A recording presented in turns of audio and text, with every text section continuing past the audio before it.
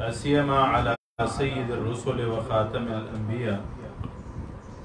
سبحانك لا علم لنا إلا ما علمتنا إنك أنت العليم الحكيم. أما بعد فأعوذ بالله السميع العليم من الشيطان الرجيم. بسم الله الرحمن الرحيم.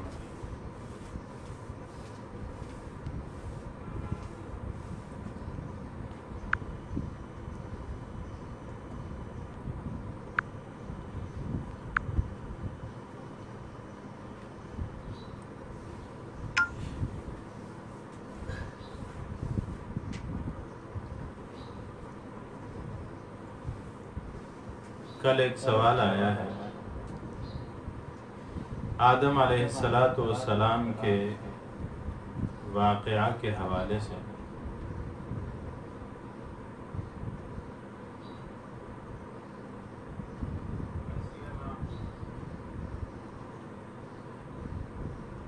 ارادہ تو تھا کہ آگے جا کے سورہ آل عمران میں اس پہ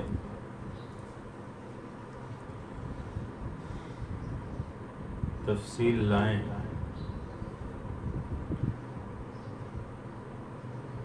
لیکن بہتر ہے برموقع سوال آیا کیونکہ آگے موسیٰ علیہ السلام کا تذکرہ شروع ہو رہا ہے. تو اس سے پہلے حضرت آدم علیہ السلام کا ذکر قرآن نے بھی کیا ہے، تو مناسب ہے کہ آدم علیہ السلام کا ذکر پہلے کیا جائے. چنانچہ حضرت آدم علیہ السلام کا ذکر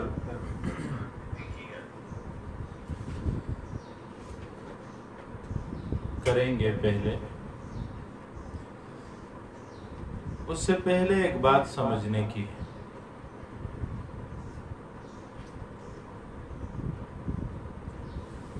انبیاء علیہم الصلوات و تسلیمات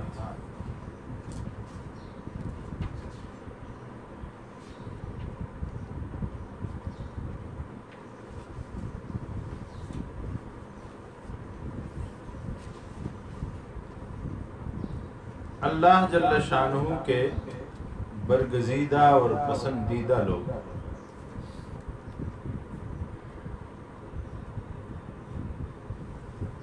چنے ہوئے اور منتخب لوگ، اور بنی نوع انسانی کے ہدایت کے لیے اور بھلائی کے لیے اللہ جل شانہ نے بھیجے.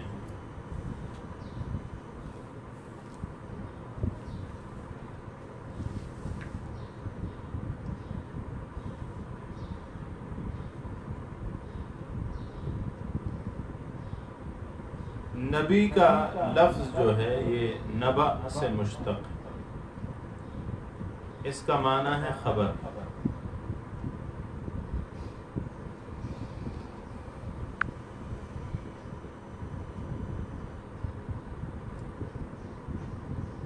تاہم یہ سمجھنا ضروری ہے کہ عربی میں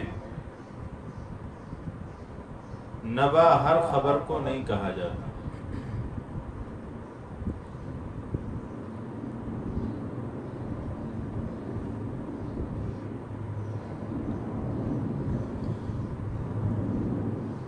بلکہ اس میں 3 چیزیں آ جاتی ہیں.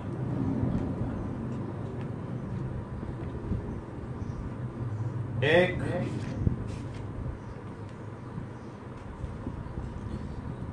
خبر ہو فائدے کی. دوسرا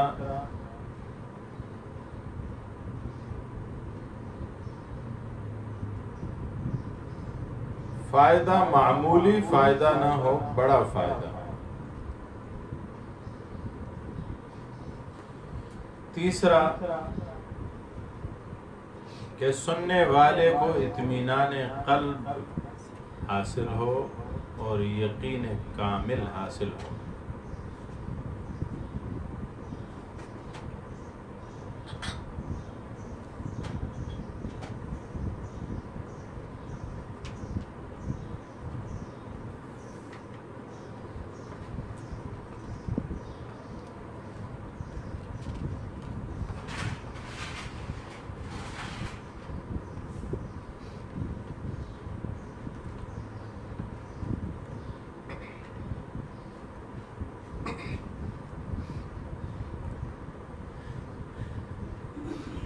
علماء فرماتے ہیں کہ نبی یا رسول وہ آدمی ہوتا ہے انسان بعثہ اللہ الی الناس لتبلیغ الاحکام الشرعیہ، جسے اللہ جل شانہ نے بھیجا وہ لوگوں کی طرف احکام شرعیہ کی تبلیغ کی۔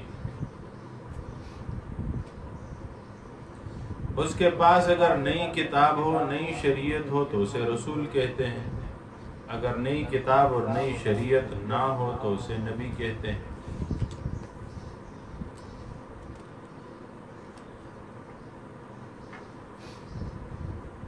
علماء فرماتے ہیں کہ ہر رسول نبی ہوتا ہے اور ہر نبی رسول نہیں ہوتا۔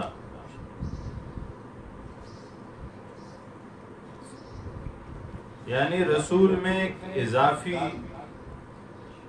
چیز ہوتی ہے کہ اسے نئی شریعت دی جاتی ہے یا نئی کتاب دی جاتی ہے۔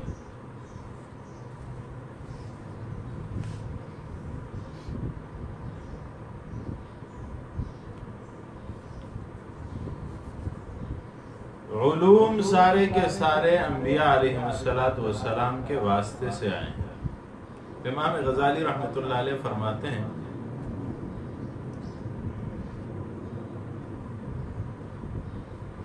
کہ فلاسفہ نے جو بڑے فلسفے گڑے ہیں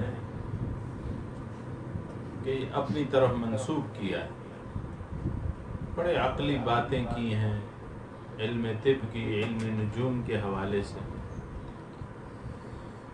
امام غزالی فرماتے ہیں انہوں نے انبیاء علیہم الصلوات و تسلیمات کی کتابوں سے اسے چرایا ہے، یہ ان کی اپنی باتیں نہیں ہیں۔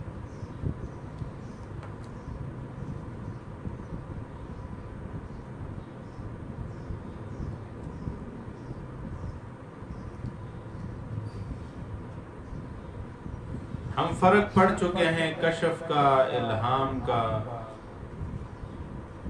القاء کا، اور وحی کے بحث میں اسے تفصیلی ذکر کر چکے ہیں۔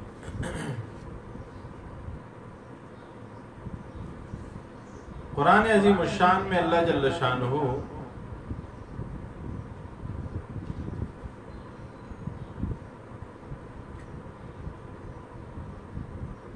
انبیاء علیہ الصلوات و تسلیمات کے بعثت کا مقصد بھی بتاتے ہیں۔ سورہ انعام آیت نمبر 48 میں فرماتے ہیں وَمَا نُرْسِلُ الْمُرْسَلِينَ إِلَّا مُبَشِّرِينَ وَمُنذِرِينَ، ہم نے پیغمبروں کو صرف اس لیے بھیجتے ہیں کہ وہ بشارت دیں اور ڈرائیں۔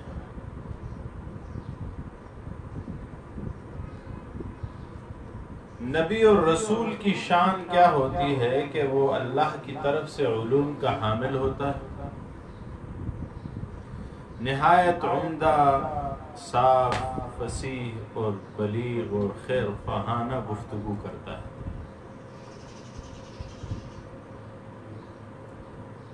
انبیاء علیہ السلام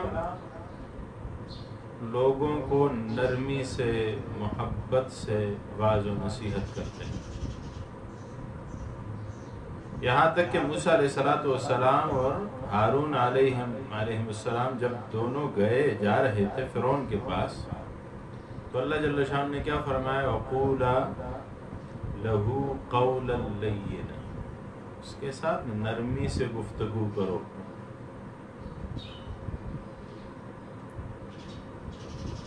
یعنی یہ پیغمبر کو سکھا کے بھیجا جاتا ہے کہ وہ کس طریقے سے بیان کرے گا۔ انبیاء کرام میں مشترکہ طور پہ کئی چیزیں سامنے آئی ہیں۔ ایک تو فطرت سلیمہ، دوسرا توحید کا پیغام، شرک کی نفی، کمزور طبقات کا انبیاء کا ساتھ دینا، طاقتور طبقات کا اختلاف کرنا،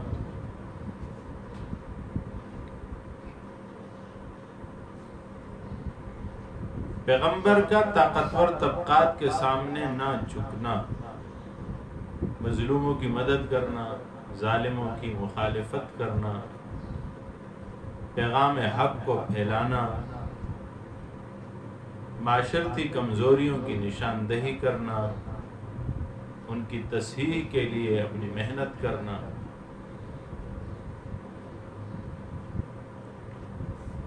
اور قوموں کا انبیاء کو جھٹلانا، مذاق اڑانا، ان کی تعلیمات سے انکار کرنا، ظلم و تشدد کرنا، یہاں تک کہ قتل کرنا،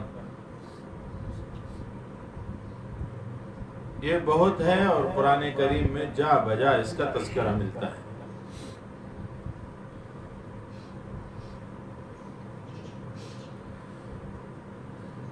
جناب رسول اللہ صلی اللہ علیہ وآلہ وسلم کو اللہ جل شانہ پیغمبروں کے قصے قرآن میں کیوں سناتے ہیں؟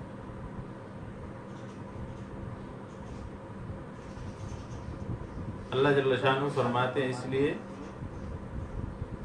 کہ ہم اس کے ساتھ آپ کے دل کو مضبوط کرتے ہیں، لنثبت بہ فؤادک۔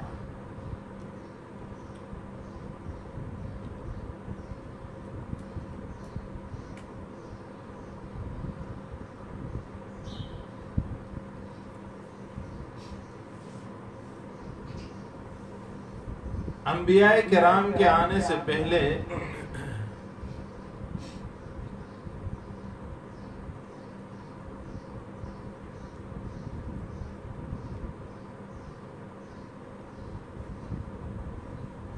خصوصاً نوح علیہ السلام کے حوالے سے ذکر کیا جاتا ہے کہ ان کے آنے سے قبل شرک نہیں تھا۔ قوم نوح نے بت پرستی کا آغاز کیا تو اللہ جل شانہ نے لوگوں کو ہدایت کے لیے لوگوں کو کی طرف نبیوں کو بھیجا، یہ بھی ایک وجہ ہے۔ ویسے آگے آئے گا حضرت آدم علیہ السلام کے واقعے میں کہ سب سے پہلے شرک قابیل نے کیا تھا۔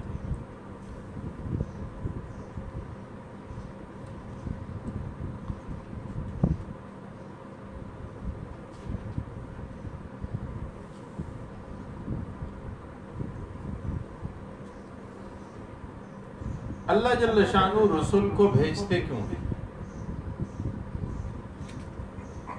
سورہ نساء میں آیت نمبر 165 میں اللہ جل شانہ اس کا جواب دیتے ہیں، فرمایا رسلا مبشرین ومنذرین لئلا یکون للناس علی اللہ حجۃ بعد الرسل۔ رسولوں کو بھیجا تاکہ لوگوں کو یہ حجت قائم نہ ہو کہ ہمارے طرف تو کوئی آیا ہی نہیں تھا سمجھانے کے لیے۔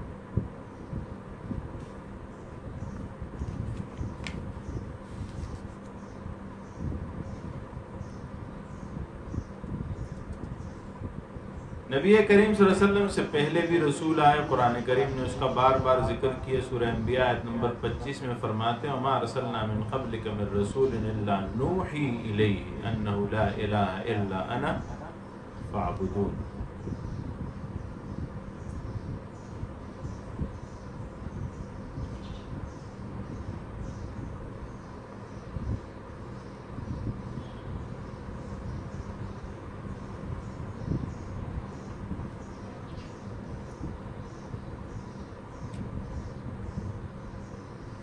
ایک بحث یہ ہے کہ کیا سارے انبیاء ایک جیسے ہوتے ہیں؟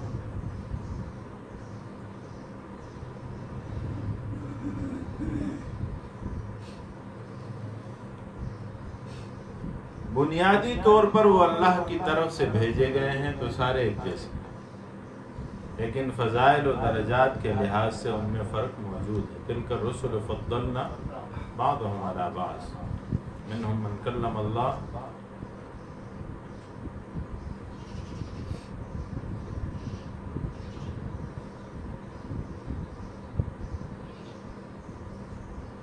دوسری جگہ بھی اسے ذکر کیا وَلَقَدْ فَضَّلْنَا بَعْضَ النَّبِيِّينَ عَلَى بَعْضٍ۔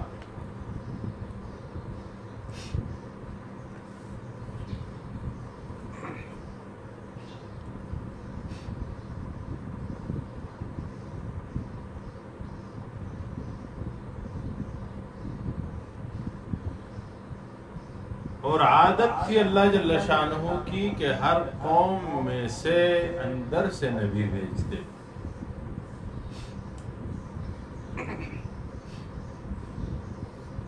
سورہ یوسف میں آیت نمبر 109 میں کہتے ہیں وَمَا أَرْسَلْنَا مِن قَبْلِكَ إِلَّا رِجَالًا نُوحِي إِلَيْهِم مِّنْ أَهْلِ الْقُرَىٰ.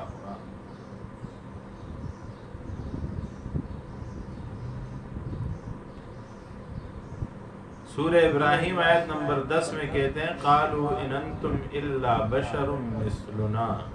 انہوں نے کہا تم تو ہماری طرح انسان ہو، ہم میں سے ہی ہو. لَقَدْ مَنَّ اللَّهُ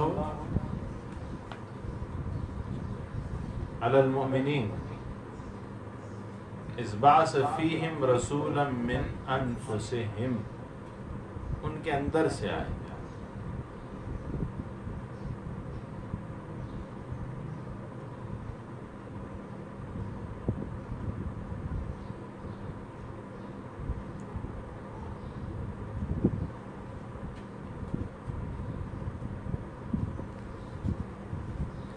یہ انہی میں سے اللہ جل شانہ کیوں بھیجتے تھے؟ تاکہ باہر کا آدمی آ کے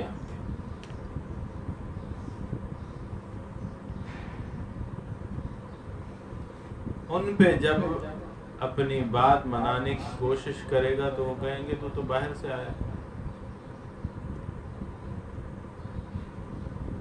اسی لیے اللہ جل شانہ نے بشر کی طرف بشر کو پیغمبر بنا کے بھیجا.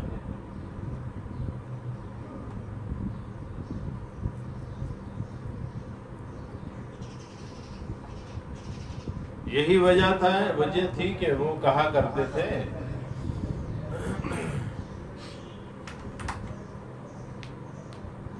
ما لهذا الرسول یاکل الطعام ویمشی فی الاسواق. کیا ہو گیا اس پیغمبر کو، یہ تو کھانا بھی کھاتا ہے، بازاروں میں گھومتا ہے. سورہ انبیاء آیت نمبر 44 میں کہتے ہیں وما جعلناہم جسدا الا یاکلون الطعام وما كانوا خالدین.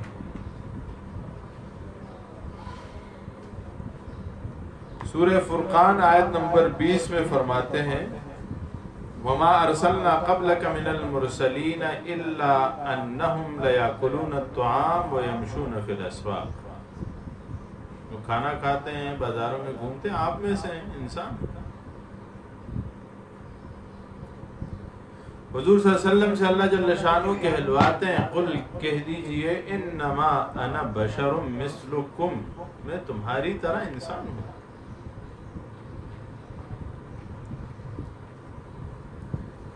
کیونکہ اگر اللہ جل شانہ فرشتے کو بھیج دیتے پیغمبر بنا کے، جس طرح بعض لوگوں نے مطالبہ بھی کیا کہ فرشتہ کیوں پیغمبر بن کے نہیں آیا، تو اس میں حکمت یہ تھی کہ فرشتہ آتا تو اس طبقے کے مسائل سے، ضروریات سے، مجبوریوں سے ناواقف ہوتا. باہر سے کوئی آدمی آتا تو تب بھی یہی وجہ ہوتی کہ وہ ان کے مسائل سے آگاہ نہ ہوتا، ان کی پریشانیوں سے خبردار نہ ہوتا، اور ان کے اندر جو جرائم تھے، غلطیاں تھیں، ان سے بھی واقف نہ ہوتا. اسی وجہ سے ان میں سے اللہ جل شانہ نے بھیجا.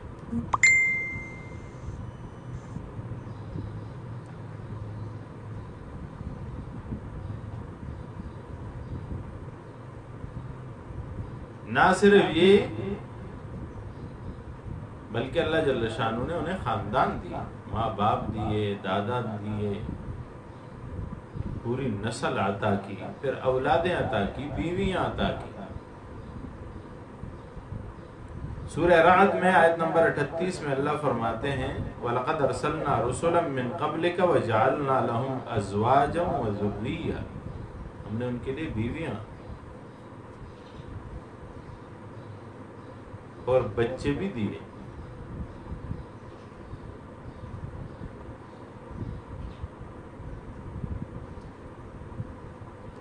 تاکہ لوگ ان سے مانوس ہو کر رہیں.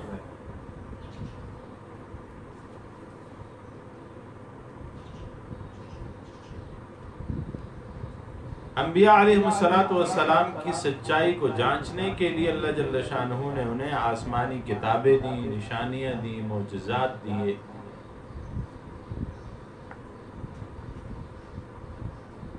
کتابیں دی تاکہ لوگوں میں فیصلہ کر سکیں. وَأَنزَلَ مَعَهُمُ الْكِتَابَ بِالْحَقِّ لِيَحْكُمَ بَيْنَ النَّاسِ فِي مَا اخْتَلَفُوا فِيهِ. سورہ بقرہ آیت نمبر 213.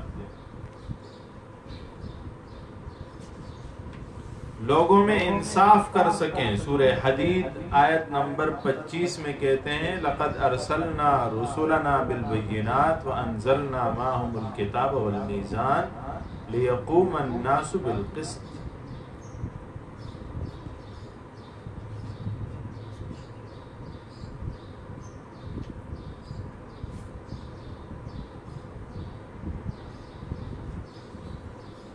کیا انبیاء علیہ السلام عالم الغیب ہوتے ہیں؟ جی نہیں. قرآن نے ذکر کیا ہے سورہ جن آیت نمبر 26 عالم الغیب فلا یظہر علی غیبہ احدا الا من ارتضی من رسول. مگر اللہ جل شانہ غیب کی خبریں پیغمبروں کو دیتے ہیں، خود دیتے ہیں.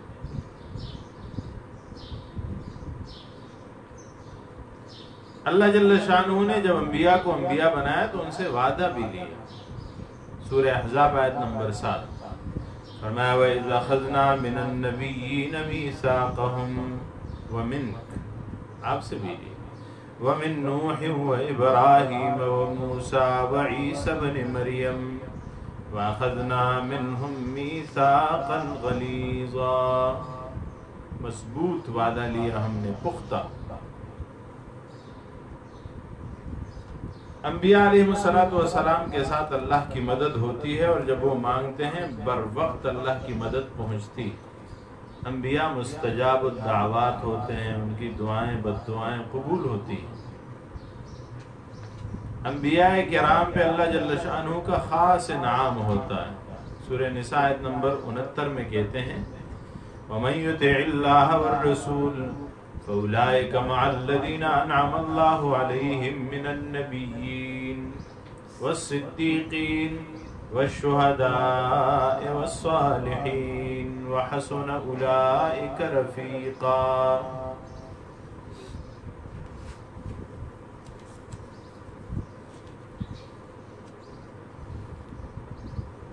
ایک مسئلہ ہے کہ کیا سارے انبیاء کا ذکر قرآن میں ملتا ہے یا حدیث میں؟ ایسا نہیں. اللہ جل شانہ سورہ نساء آیت نمبر 164 میں فرماتے ہیں وَرُسُلًا قَدْ قَصَصْنَاهُمْ عَلَيْكَ مِن قَبْلُ وَرُسُلًا لَمْ نَقْصُصْهُمْ عَلَيْكَ. بعض انبیاء کے واقعات اور قصے ہم نے آپ پہ بتائے، بعض کے نہیں بتائے. سورہ مومن میں آیت نمبر 78 میں فرماتے ہیں وَلَقَدْ أَرْسَلْنَا رُسُلًا مِّن قَبْلِكَ فَمِنْهُمْ مَنْ قَصَصْنَا عَلَيْكَ وَمِنْهُمْ مَنْ لَمْ نَقْصُصْ عَلَيْكَ.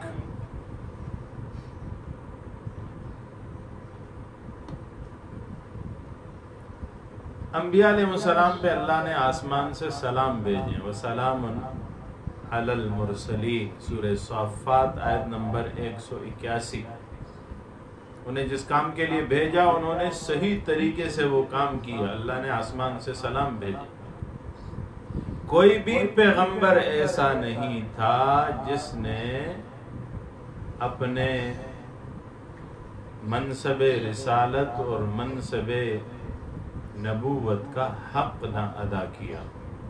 ہر ایک نے اپنا حق ادا کیا.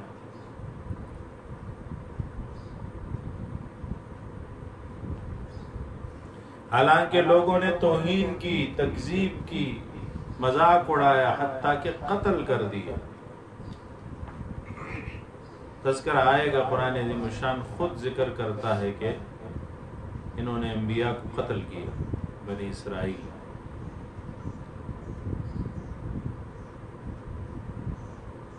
جب انہیں جھٹلایا جاتا تھا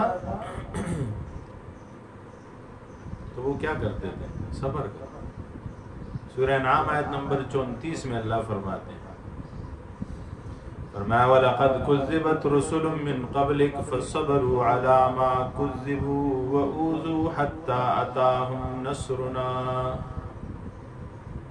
تکذیب کی گئی انہوں نے صبر کیا، انہیں تکلیفیں دی گئیں، یہاں تک کہ اللہ فرماتے ہیں ہماری مدد آئی ان کے ساتھ۔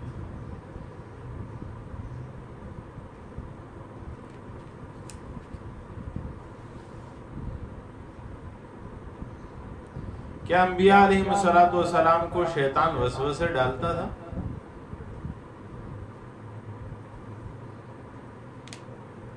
یہ تو اللہ کے برگزیدہ لوگ، قرآن نے اسے ذکر کیا، سورہ حج آیت نمبر 52 اور 54۔ وما ارسلنا من قبلك من رسول ولا نبي الا اذا تمنى القى الشيطان في امنيته فينسخ الله ما يلقي الشيطان ثم يحكم الله آياته۔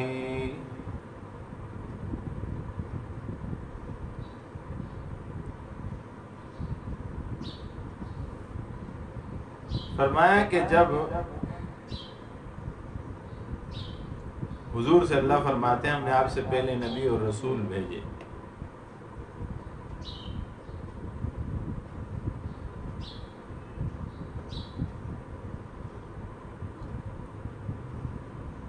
جب اس نے اللہ کے احکام پڑھ کے سنائے تو شیطان نے اس کے پڑھنے میں شک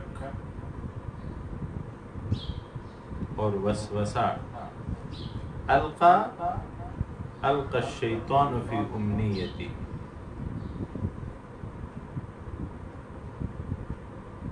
شک اور وسوسہ ڈالا کس کے؟ کفار کے دلوں میں۔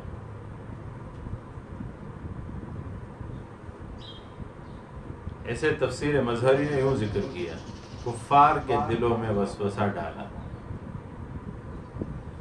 پھر اللہ تعالیٰ شیطان کے ڈالے ہوئے شبہات کو مٹا دیتا ہے اور پھر اللہ تعالیٰ اپنی آیات کو زیادہ مضبوط کر دیتا ہے۔ انبیاء کرام کا ذکر احادیث مبارکہ میں بھی موجود ہے اور کثرت سے موجود ہے۔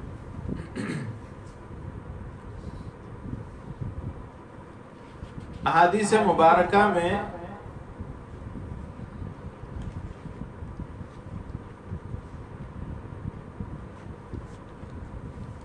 تعداد کا بھی ذکر ملتا ہے کہ 1,24,000 کم و بیش۔ حضرت ابو ذر غفاری رضی اللہ تعالیٰ عنہ فرماتے ہیں کہ میں نے جناب رسول اللہ صلی اللہ علیہ وسلم سے انبیاء کرام علیہم الصلوات و تسلیمات کی تعداد کے بارے میں پوچھا تو آپ نے فرمایا 1,24,000۔ پھر میں نے پوچھا ان میں رسول کتنے ہیں؟ فرمایا 313۔ میں نے پھر سوال کیا ان میں سب سے پہلے کون ہے؟ فرمایا آدم۔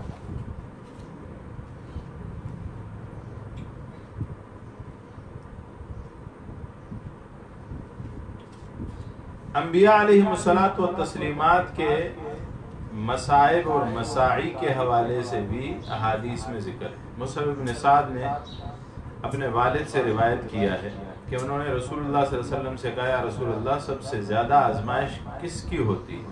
تو آپ نے فرمایا انبیاء علیہم السلام کی، اور پھر اس کے بعد جو افضل ہیں ان کی، پھر اس کے بعد جو افضل ہیں ان کی۔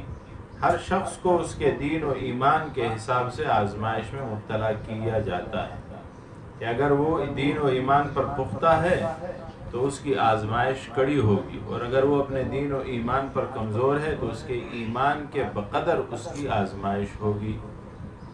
آزمائش بندے کا پیچھا اس وقت تک نہیں چھوڑتی جب تک وہ اسے اس حال تک پہنچا دے کہ وہ زمین پر اس حالت میں چلے کہ اس کے ذمے کوئی گناہ نہ ہو۔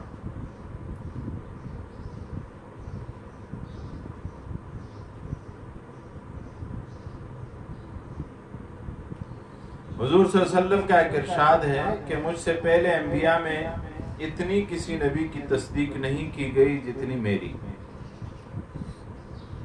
بعض انبیاء علیہم الصلوات والتسلیمات تو ایسے بھی ہوئے کہ جن کے صرف ایک ہی شخص نے تصدیق کی۔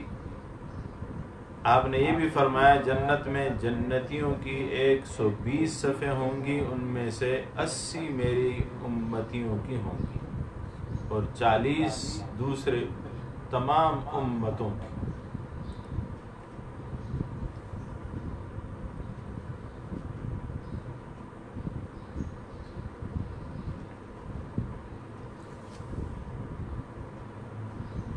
حدیث پاک میں تمام انبیاء کی سنت کا بھی ذکر ہے۔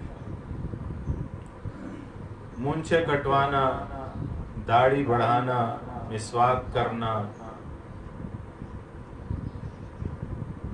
پانی سے ناک کی صفائی کرنا، ناخن کٹوانا، انگلیوں کے جوڑ دھونا، خلال کرنا، بغلوں کے بال صاف کرنا، زیر ناف بال صاف کرنا، استنجا کرنا اور ختنہ کرنا۔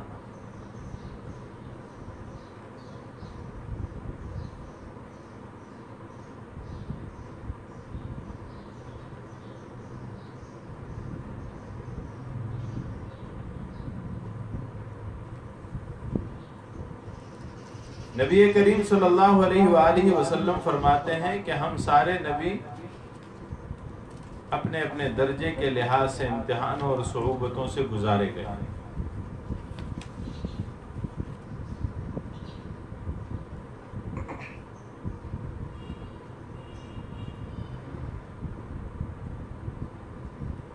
حضور صلی اللہ علیہ وسلم کی ایک روایت ہے کہ ہم لوگ جو انبیاء ہوتے ہیں ہماری صرف آنکھیں ہی سوتی ہیں، دل ہرگز نہیں سوتے۔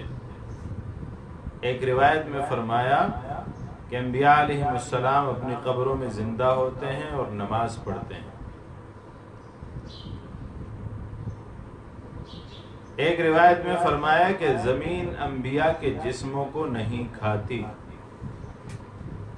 ایک روایت میں فرمایا کہ زمین پر حرام کر دیا گیا ہے کہ وہ انبیاء کے جسموں کو کھائے۔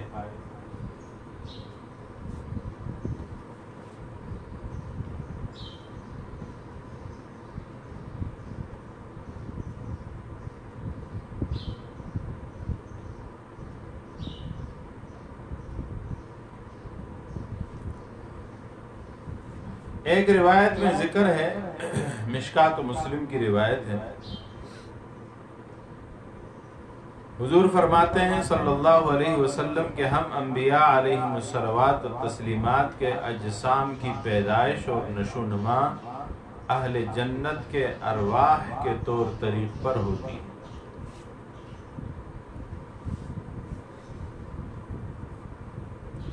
انبیاء علیہم السلام پر جب وفات کا وقت آتا ہے تو انبیاء علیہم الصلوات و تسلیمات کو اختیار دیا جاتا ہے۔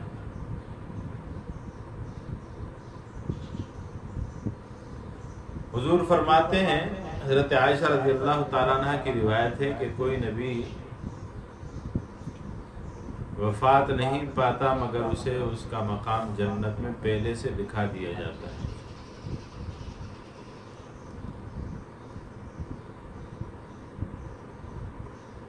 بخاری شریف کی ایک روایت ہے، حضور صلی اللہ علیہ وسلم سے پوچھا گیا کہ آپ نے بکریاں چرائیں تو آپ نے فرمایا کہ کوئی نبی ایسا نہیں گزرا جس نے بکریاں نہ چرائی۔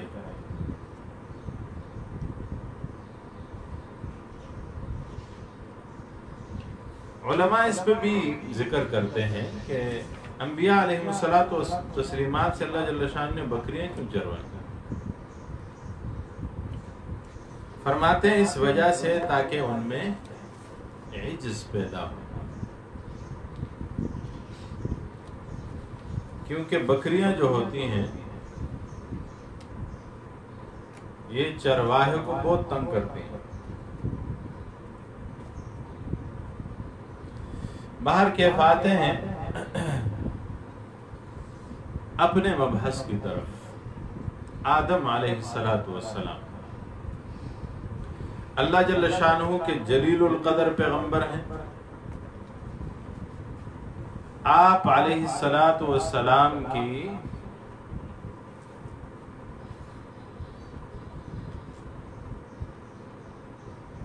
چھبیس ایسی خصوصیتیں ہیں جو میرے علم میں ہیں۔ حضرات علماء کرام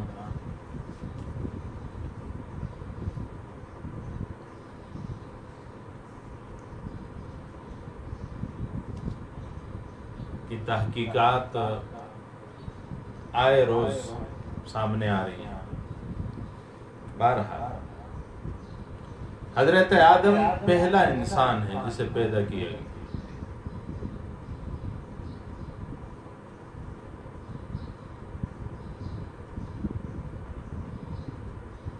آپ کی تخلیق ہم پڑھ چکے ہیں، عجیب ہے. ساری زمین کے ہر ٹکڑے سے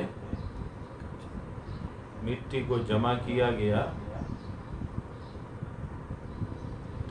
اور حضرت آدم علیہ السلام کا جسد خاکی وجود میں آیا. تیسرا، اللہ نے خود انہیں بنایا، تخلیق خود فرمائی اپنے ہاتھوں سے. ایک روایت میں آتا ما یلیق بشانہ. چوتھی خصوصیت یہ ہے کہ اللہ جل شانہ نے خود ان میں روح پھونکی.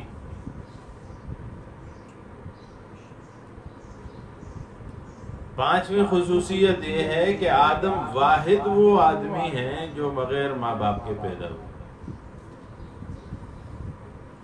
عیسائیوں نے جب کہا نا کہ عیسیٰ علیہ السلام کی خدائی کی علامت تو یہ ہے کہ عیسیٰ علیہ السلام تو بغیر باپ کے پیدا ہوئے. ہم کہتے ہیں ان کی والدہ تو ہے نا. اگر خدائی اس وجہ سے ملنی ہے تو پھر تو آدم کو ملنی چاہیے. قرآن نے ذکر کی ان مثل عیسیٰ عند اللہ کمثل آدم.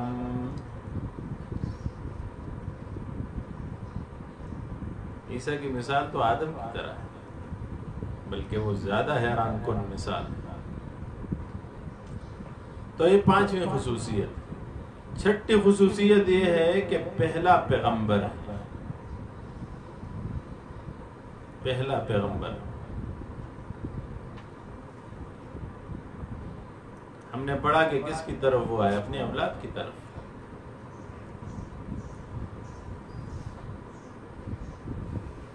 پہلی وحی کا حامل ہے. حضرت آدم علیہ السلام پہ 10 صحیفے نازل ہوئے.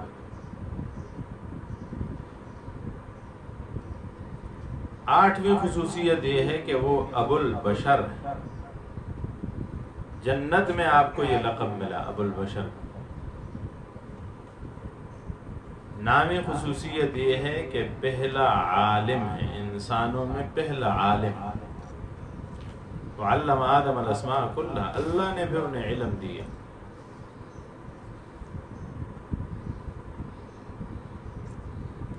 دسویں خصوصیت یہ ہے کہ جنت کا پہلا رہائشی ہے جو جنت میں مقیم رہا. آدم و حوا علیہم السلام جب جنت میں رہتے تھے، اس میں اختلاف ہے. کچھ کہتے ہیں وہ جنت المأوى، اور صحیح قول بھی غالباً یہی ہے. کچھ کہتے ہیں کہ نہیں، وہ ایک خاص قسم کی جنت تھی جو ان دونوں کے لیے ہی بنائی گئی. کچھ نے یہ کہا ہے کہ وہ دنیا میں جنت تھی، جس طرح کے معتزلہ کا قول. اور کچھ نے اس پہ خاموشی اختیار کی، توقف. 11واں قول خلیفۃ اللہ فی الارض، اللہ کا خلیفہ زمین میں، پہلا خلیفہ. 12ویں خصوصیت پہلا خاوند. 13ویں خصوصیت پہلا باپ. 14ویں خصوصیت پہلا حاجی، سب سے پہلے جس نے حج کیا.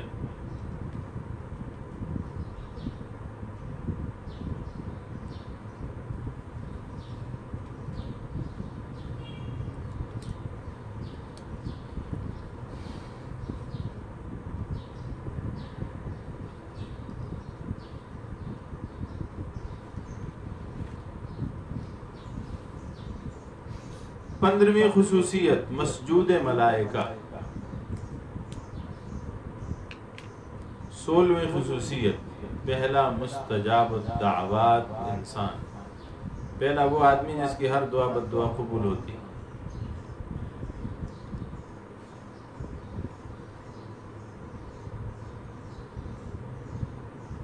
17ویں خصوصیت،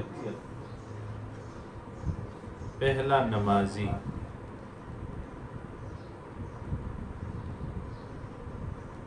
18ویں خصوصیت،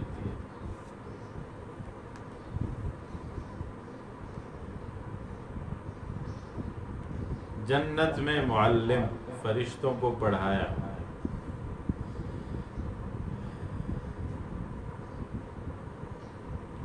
قرآن نے ذکر کیا ہے نا، وَعَلَّمَ آدَمَ الْأَسْمَاءَ كُلَّهَا ثُمَّ عَرَضَهُمْ عَلَى الْمَلَائِكَةِ فَقَالَ أَنبِئُونِي. آدم سے جب سوال کیا تو اللہ جل شان نے کیا کہا؟ مجھے سناؤ، مجھے بتاؤ. لیکن جب فرشتوں کی باری آئی تو کیا کہا؟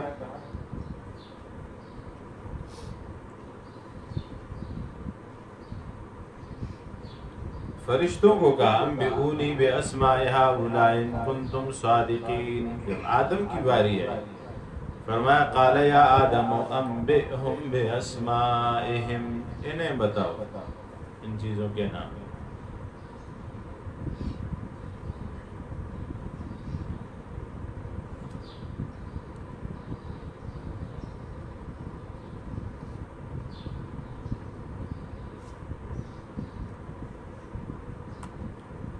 انیسویں خصوصیت ہے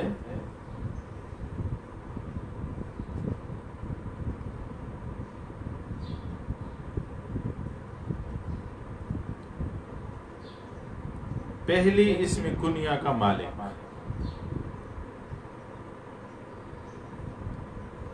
بیسویں خصوصیت ہے آپ کی پیدائش جمعہ کو ہوئی. اولین جمعہ بھی آپ کو نصیب ہوا اور پیدائش جمعہ بھی آپ کو نصیب ہوئی. 21ویں خصوصیت طویل القامت تھے، 90 فٹ یا 90 ہاتھ آپ کا جسم بلند.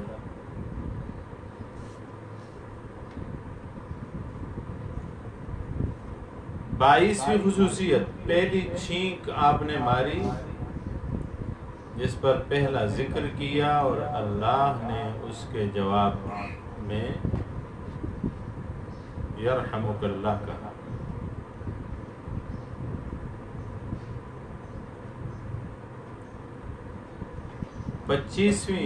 تیئیسویں خصوصیت آپ کو لقب ملا صفی اللہ، لا الہ الا اللہ آدم صفی اللہ برگزیدہ.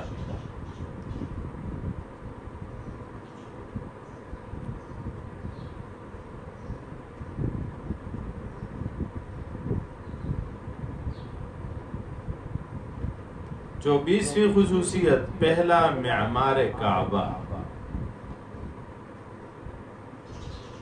کعبہ کو بنانے والوں میں حضرت آدم علیہ السلام انسانوں میں سب سے پہلے انسان ہیں جنہوں نے کعبہ بنایا.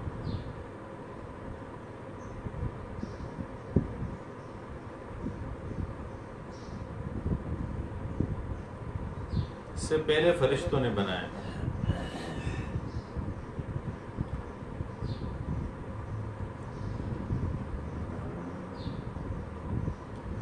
پچیسویں خصوصیت پہلا ناسی ہے، بھول جانے والا.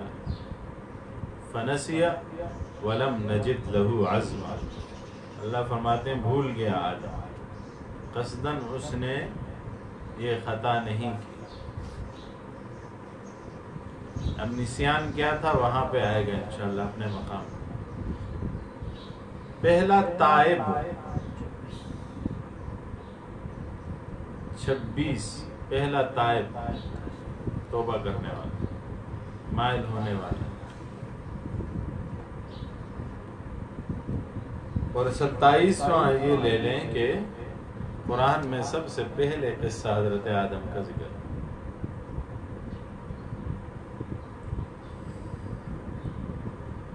آدم علیہ السلام کا نام قرآن کریم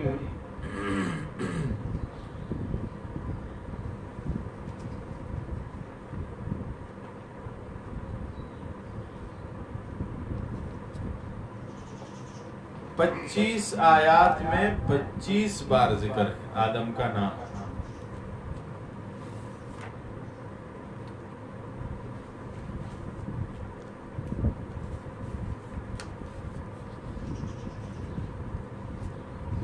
ویسے آدم علیہ السلام کا ذکر 26 سورتوں میں ہے.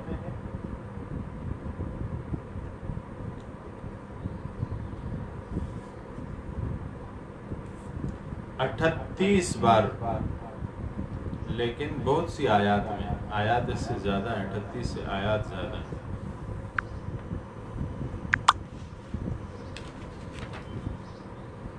کون کون سی صورتوں میں آپ کا ذکر ہے؟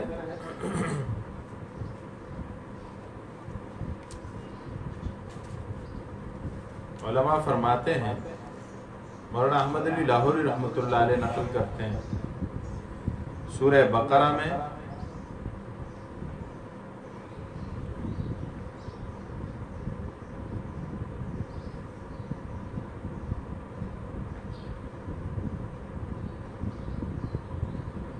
آل عمران میں، مائدہ میں،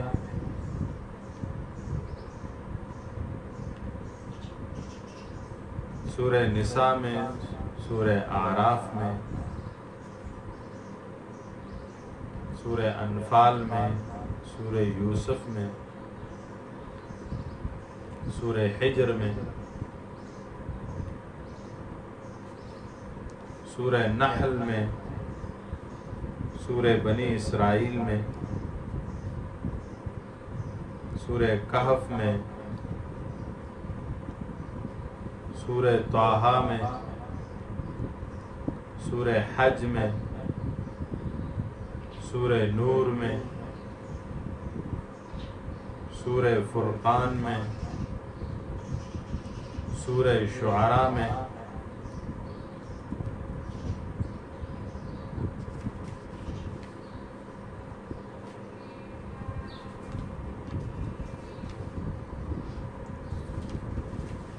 اسی طرح سورہ سبا میں، سورہ فاطر میں، سورہ صافات میں، سورہ صاد میں، سورہ حامیم سجدہ میں، سورہ زخرف میں، سورہ محمد میں، سورہ مجادلہ میں، سورہ حشر میں،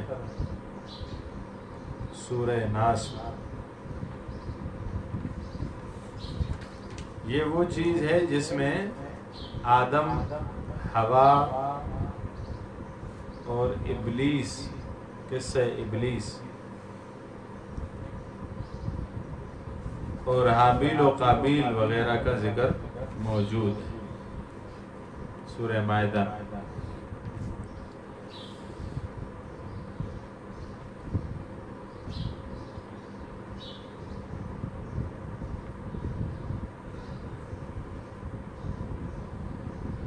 البتہ 9 صورتیں ایسی ہیں جن میں آدم کا نام ذکر ہے.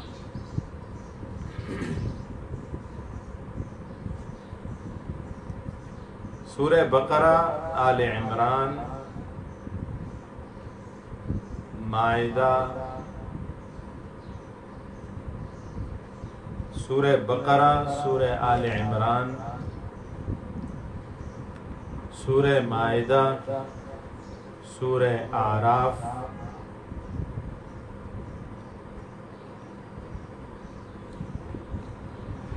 سورہ اسراء یعنی بنی اسرائیل، سورہ کہف، سورہ مریم، سورہ طٰہٰ، سورہ یاسین. ان 9 صورتوں میں 25 آیات میں 25 دفعہ آپ کا نام ذکر.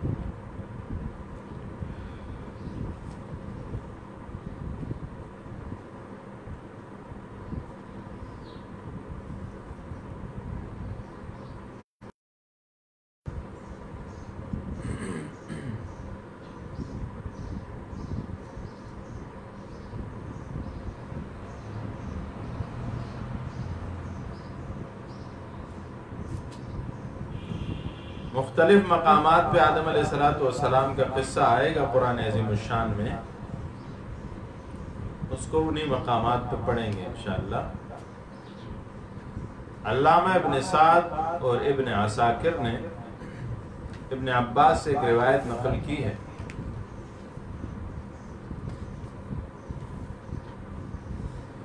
کہ حضرت آدم علیہ السلام کو ہندوستان میں اور حضرت حوا علیہ السلام کو جدہ کے مقام پر اتارا گیا تھا۔ وہ ان کی تلاش میں چلے تو مزدلفہ کے مقام پر حضرت حوا سے ان کی ملاقات ہوئی۔ فرماتے ہیں کہ اس مقام کو مزدلفہ کہنے کی وجہ بھی یہی ہے کیونکہ عربی میں اس کا معنی ہے قرب والی جگہ۔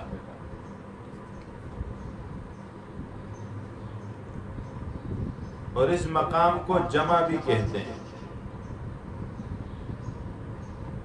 قرآن کریم میں اسے مشعر حرام کہا گیا ہے۔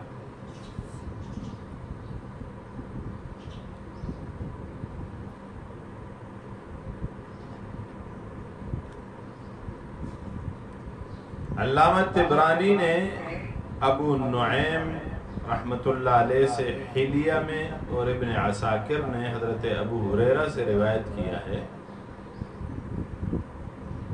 کہ جناب رسول اللہ صلی اللہ علیہ وسلم نے فرمایا نزل آدم بالہند، حضرت آدم ہندوستان میں اترے تھے۔ ابن عساکر نے ایک اور روایت بھی بیان کی ہے کہ حضرت آدم جب زمین پر بھیجے گئے تو انہیں ہندوستان میں اتارا گیا۔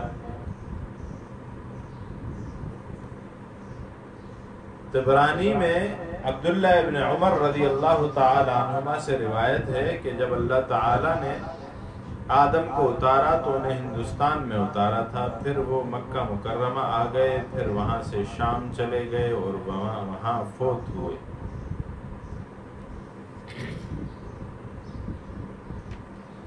اب بعض کا قول تو یہ ہے کہ مزدلفہ میں تھے، بعض کا قول یہ ہے کہ یہ ملاقات عرفات کے میدان میں ہوئی، اسی وجہ سے عرفات کو عرفات کہا جاتا ہے کہ ایک دوسرے کی پہچان ہوئی۔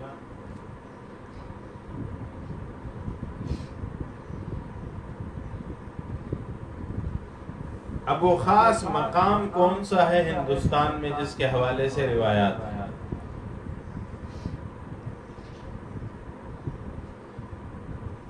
ہندوستان کا علاقہ سیلون کا جزیرہ ہے سرندیب، اس میں پہاڑ ہے بوز، با واو زال، اس پہاڑ پہ اترے تھے۔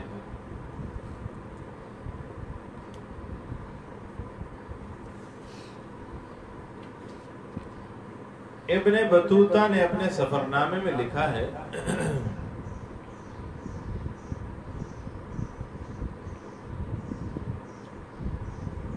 کہ میں اس جزیرے میں گیا تو میرا اصل مقصد حضرت آدم علیہ السلام کے قدم مبارک کی زیارت کرنا تھا۔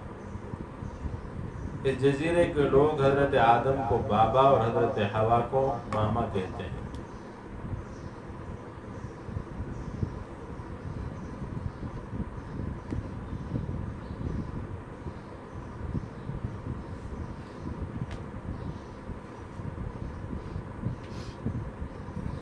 حضرت آدم علیہ السلام کے قبر مبارک کے حوالے سے بھی اختلاف ہے۔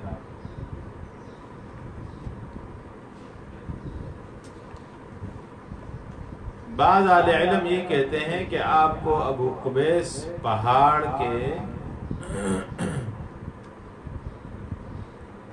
کے دامن میں دفن کیا گیا ہے، یا پہاڑ پر دفن کیا گیا ہے۔ یہ پہاڑ بیت اللہ کے قریب ترین ہے، جبل ابو قبیس۔ بعض اہل علم کا خیال یہ ہے کہ آپ کی قبر مبارک اسی جگہ یعنی بوز پہاڑ پر ہے، سرندیب کے علاقے میں، جہاں پر آپ اترے تھے۔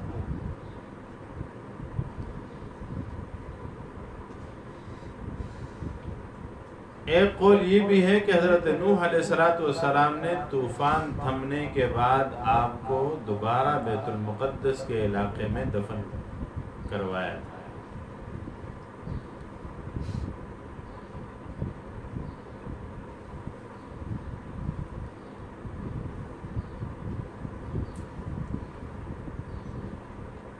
اس حوالے سے علامہ طبری، ابن اسیر اور یعقوبی کی بھی روایات موجود ہیں۔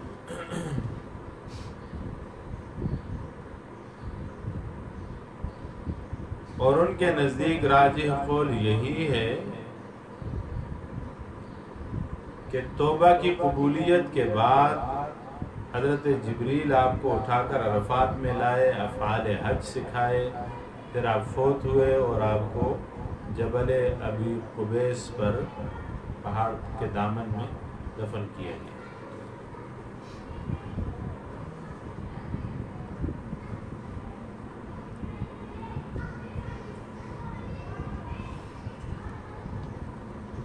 اطلس القرآن میں صاحب کتاب لکھتے ہیں، حبوط آدم کے حوالے سے کہ آدم علیہ السلام اترے، سرندیب سری لنکا کا علاقہ ہے، اور انہوں نے اس کا تعارف کرایا ہے کہ یہ ملک جزیرہ نمائے دکن ہند کی جنوبی راس کماری کے جنوب مشرق میں بحر ہند کے اندر واقع ہے۔ اس کا دارالحکومت کولمبو ہے۔ آبنائے پاک اس کو بھارت سے جدا کرتی ہے۔ اس میں ایک پہاڑی کی چوٹی پر ایک انسانی قدم کا نشان جو مقامی مسلمانوں کے نزدیک آدم علیہ السلام کے پاؤں کا نشان،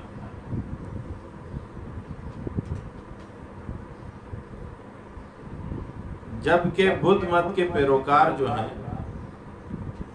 وہ اسے مہاتما بدھ کا نشان قرار دیتے ہیں۔ ہندو اسے اپنے دیوتا کی طرف منسوب کرتے ہیں۔ سری لنکا میں اکثر آبادی بدھ مت لوگوں کی، مسلمان 10% ہیں، تامل ہندو وہاں 25% کے لگ بھگ ہیں۔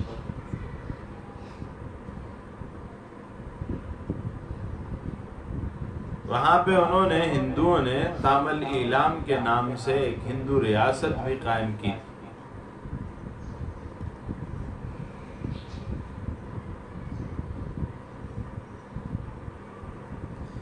اس میں دوسرے مقام کا ذکر ہے جدہ۔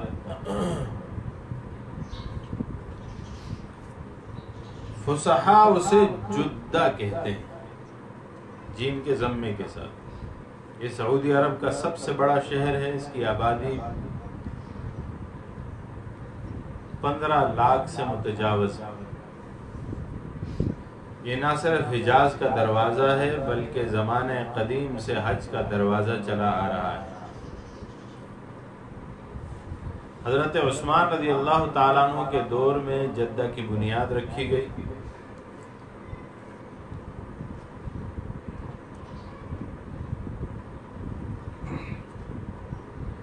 شہر کے طور پر، وگرنہ یہ پہلے مچھیروں کی بستی تھی۔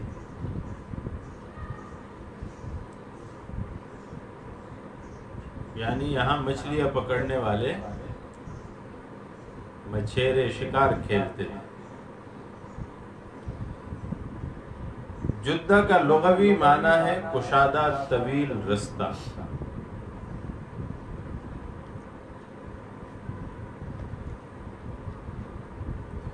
معجم البلدان میں لکھا ہے کہ جدہ شہر جو ہے یہ جدہ بن حزم بن ریان خضاعی سے موسوم ہے، جو یہاں پیدا ہوا تھا۔ یہ بحیر قلزم کے ساحل پر سعودی عرب کے مشہور بندرگاہ ہے۔ جدہ مکہ مکرمہ سے 70 کلومیٹر کے فاصلے پر ہے۔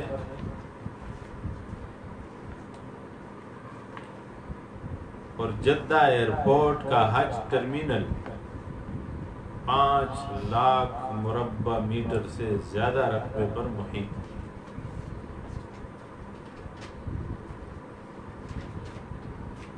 بحیر احمر جسے بحیر قلزم بھی کہتے ہیں،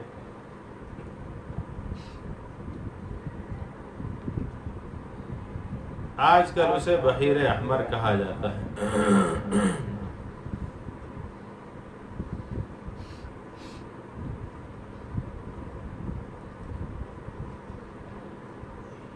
کہ اس کے شمال مغربی خلیج سویز کے سرے پر قلزم نامی مصری بندرگاہ تھی، اس وجہ سے اسے بحیر قلزم کہا جاتا ہے۔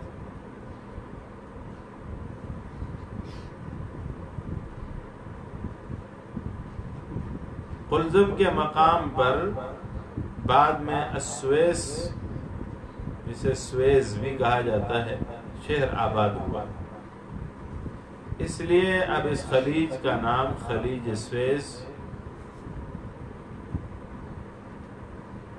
پھر خلیج سویز ہی سے بحیر روم تک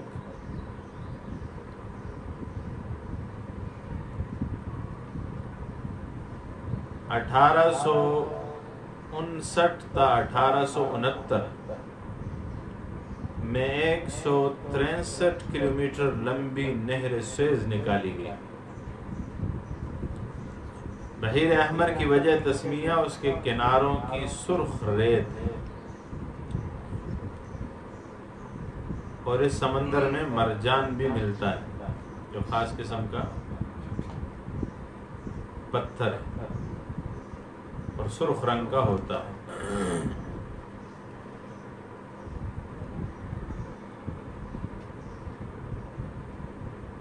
مجھے کسی شاگرد نے اپنے تحفے کے طور پہ ایک ٹکڑا دیا ہوا ہے، میرے پاس بھی پڑا ہے۔ بحیر احمر کے مشرق میں جزیرہ نماء عرب، سعودی عرب اور یمن ہے، مغربی ساحل پر مصر، سوڈان، ایریٹریا اور جبوتی، سابق فرانسیسی صومالی لینڈ یہ واقع ہیں۔ عہد نبوی میں اور اس سے پہلے اور بعد ایریٹریا اور جبوتی، حبشہ، ایتھوپیا جسے کہتے ہیں، میں شامل تھے۔ بحیر احمر شمال میں اب نہر سویز کے ذریعے بحیر روم سے ملا ہوا ہے، اور جنوب میں اس کا پانی باب المندب اور خلیج عدن کے راستے بحیر عرب سے جا ملتا ہے۔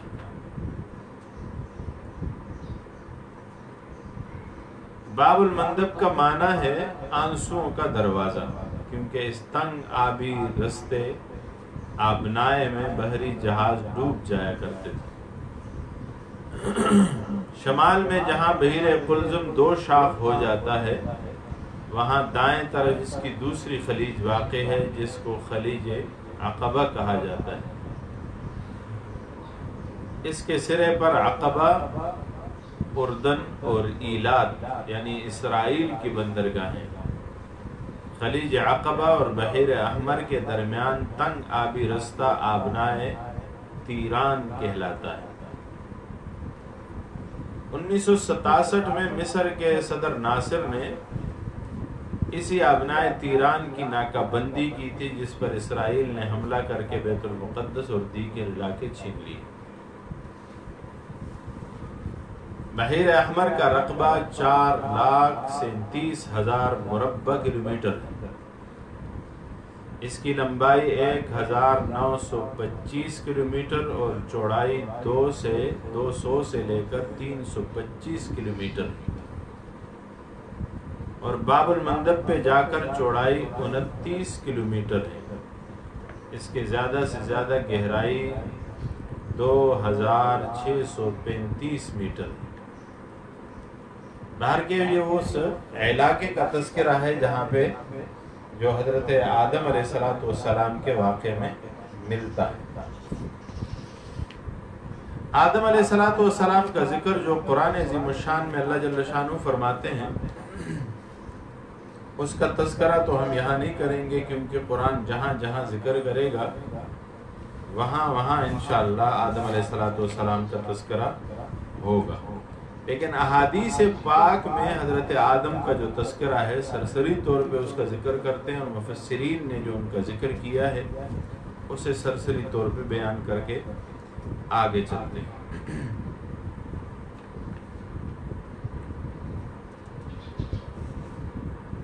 جو جو چیزیں ذکر ہو چکی ہیں اور حدیث میں بھی ذکر ہیں اسے دوبارہ مکرر نہیں کرتے۔ جیسے آپ کو ابو البشر کہا گیا، آپ کی پیدائش جمعہ کے دن ہوئی،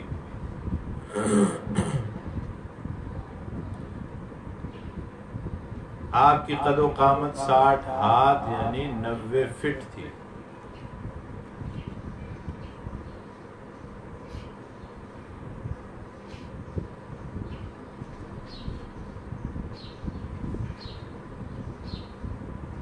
روایت میں ذکر ہے کہ حوا علیہ السلام کو آدم علیہ السلام کی کسی ایک پسلی سے پیدا کیا گیا، اس حالت میں کہ جب وہ سوئے ہوئے تھے اور انہیں کسی قسم کا درد یا تکلیف نہیں ہوئی۔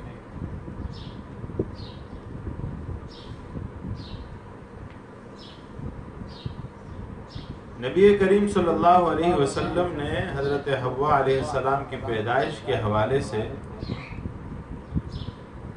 فرمایا تھا کہ عورتوں کے بارے میں میری وصیت پر عمل کرو اور ان کے ساتھ نرم اور اچھا برتاؤ کرو کہ عورت کو پسلی سے پیدا کیا گیا ہے،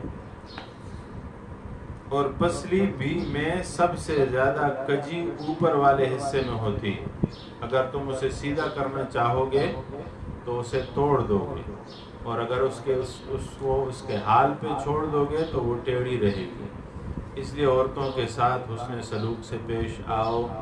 بعض مفسرین کہتے ہیں کہ یہاں پسلی نہیں بلکہ پسلی کی طرح ٹیڑھی ہونا مراد ہے۔ صحیح ہے مسلم کی روایت۔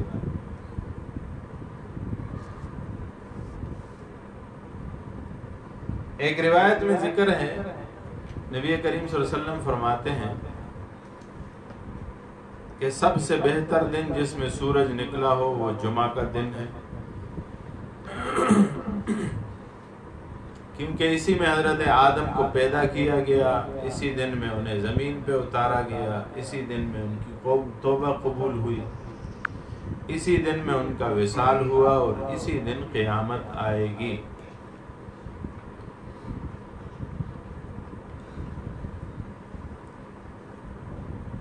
حضرت آدم علیہ السلام ہندوستان میں اتارے گئے، اس حوالے سے صحابہ کرام کی روایات موجود ہیں۔ وہ کون سے صحابہ ہیں جن کی روایات سے پتہ چلتا ہے؟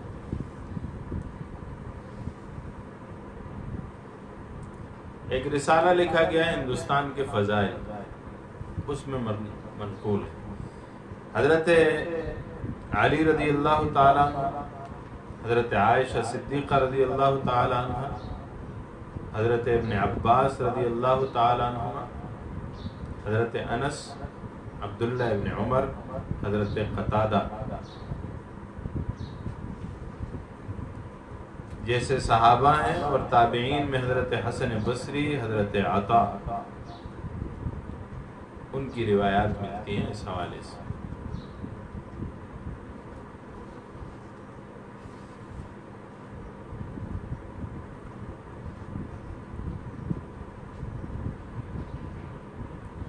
خانہ کعبہ کو بھی آپ نے بنایا، اور پہلا طواف بھی فرشتوں کی ذریعے سے آپ نے کیا۔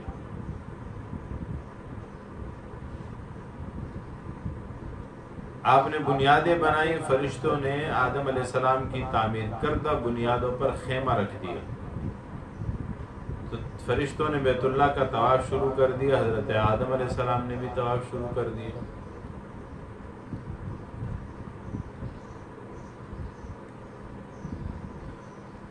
آدم علیہ السلام نے ان سے پوچھا کہ آپ کیا پڑھ رہے ہیں، تو انہوں نے کہا سبحان اللہ والحمد للہ ولا الہ الا اللہ واللہ اکبر۔ آدم علیہ السلام نے کہا اس میں تھوڑا سا اضافہ اور بھی کر دو، وہ کیا تھا؟ وَلَا حَوْلَ وَلَا قُوَّةَ إِلَّا بِاللَّهِ الْعَلِيِّ الْعَظِيمِ۔ اس سے تیسرا کلمہ جو ہم پڑھتے ہیں، تیسرا کلمہ تمجید، وہ بن گیا، سبحان اللہ والحمد للہ ولا الہ الا اللہ واللہ اکبر ولا حول ولا قوة الا باللہ العلی العظیم۔ طواف کے دوران آپ نے ایک بہت طویل دعا کی جو احادیث میں مذکور ہے۔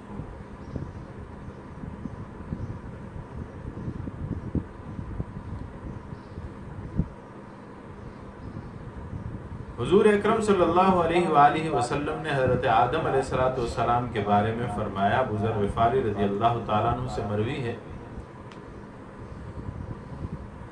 فرمایا کہ انہوں نے سوال کیا سب سے پہلے نبی کون تھے؟ تو آپ نے فرمایا آدم۔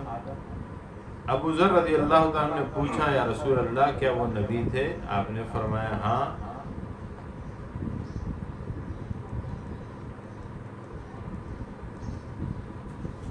وہ نبی مکلم تھے جن کے ساتھ اللہ نے کلام کیا۔ ابو ذر رضی اللہ تعالیٰ نے پوچھا یا رسول اللہ پیغمبر کتنے ہیں؟ آپ صلی اللہ علیہ وسلم نے فرمایا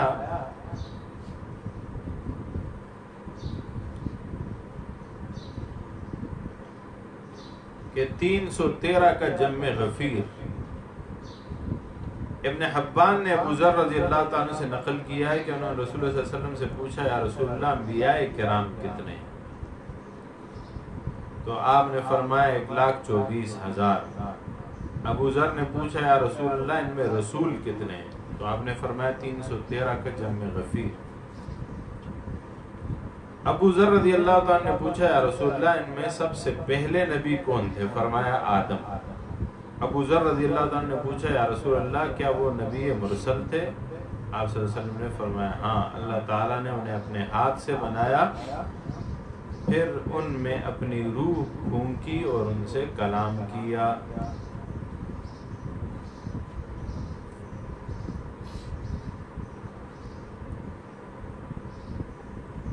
حابیل و قابیل کے حوالے سے بھی قرآن عظیم الشان میں ذکر ہے، احادیث میں بھی ذکر ہے۔ حابیل اور قابیل حضرت آدم علیہ السلام کے 2 بیٹے تھے،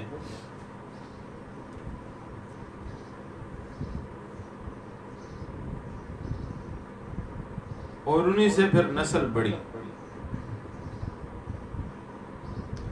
بہرحال احادیث میں ان کے حوالے سے ذکر ہے کہ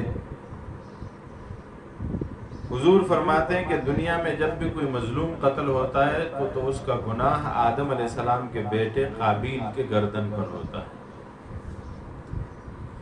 کیونکہ وہی پہلا دشمن ہے جس نے ظالمانہ قتل کی ابتدا کی۔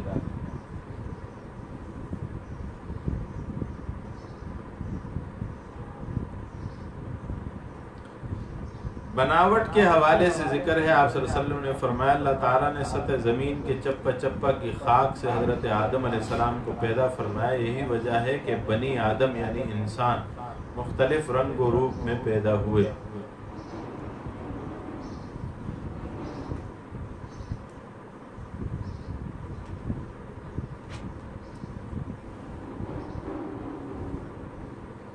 مسلم نے یسار رضی اللہ تعالیٰ عنہ سے ایک روایت نقل ہے جس میں ذکر ہے اس واقعے کا کہ نبی کریم صلی اللہ علیہ وسلم ارشاد فرماتے ہیں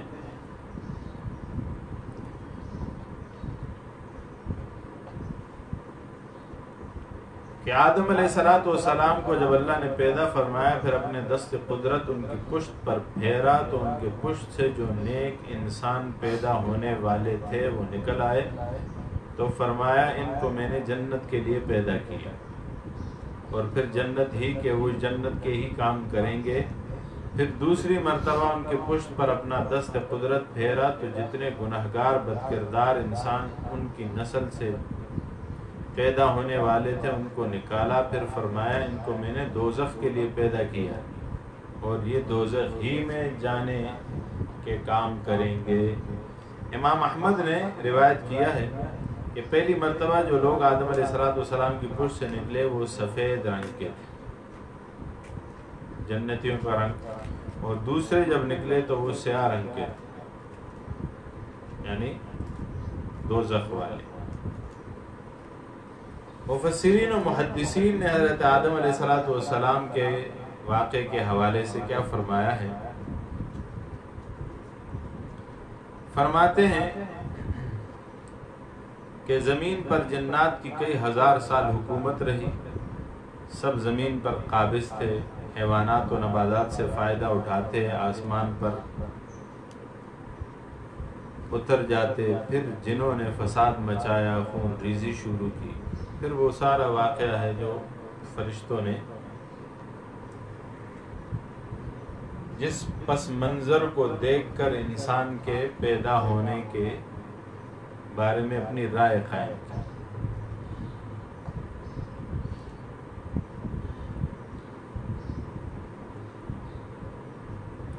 جب انہوں نے بہت خون خرابہ کیا تو اللہ نے فرشتوں کو حکم دیا، فرشتوں نے مار کر جنات کو پہاڑوں، جنگلوں، سمندروں، جزیروں میں پہنچا دیا۔ ابلیس لعین بھی انہی میں سے تھا، اس کا نام تھا عزازیل، اور اپنے علم و عبادت کی وجہ سے جنوں میں ممتاز تھا۔ فرشتوں کے آسمان پر گیا اور کہا کہ میں اور میری اولاد فساد نہیں کرتے، چنانچہ فرشتوں کی سفارش سے اسے انہی کے ساتھ آسمان میں رہنے کی اجازت مل گئی۔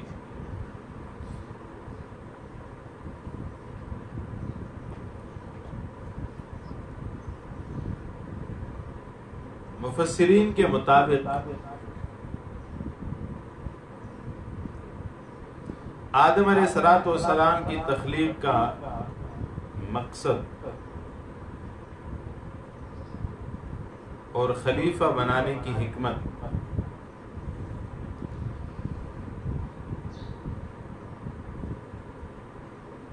نہ جانتے ہوئے فرشتوں نے سوال اٹھایا تھا۔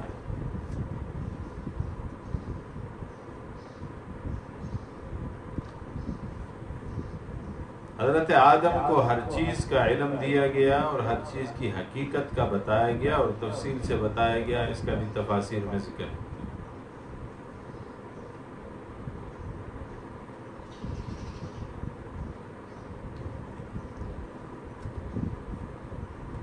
حضرت ابن عباس، اکرمہ، قتادہ اور ابن جبیر نے وعلم آدم الاسماء کلہا کے نیچے کیا کہا؟ علمہ اسماء جمیع الاشیاء کلہا جلیلہا و حقیرہ، ہر چیز کا علم دیا۔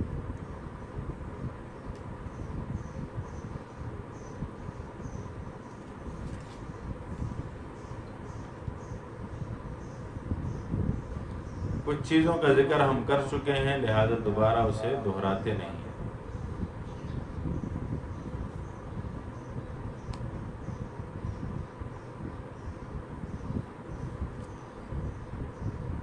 امام فخر الدین رازی رحمۃ اللہ علیہ فرماتے ہیں کہ خطا تو دونوں سے ہوئی، خطا اجتہادی حضرت آدم اور حوا سے، تو توبہ تو صرف حضرت آدم کی ذکر ہو رہی ہے، حضرت حوا کی کیوں نہیں؟ اس کا جواب دیتے ہوئے کہتے ہیں کیونکہ حضرت آدم علیہ السلام کی توبہ کا ذکر کرنا ہی کافی سمجھا گیا، کیونکہ حضرت حوا تو ان کے تابع تھی۔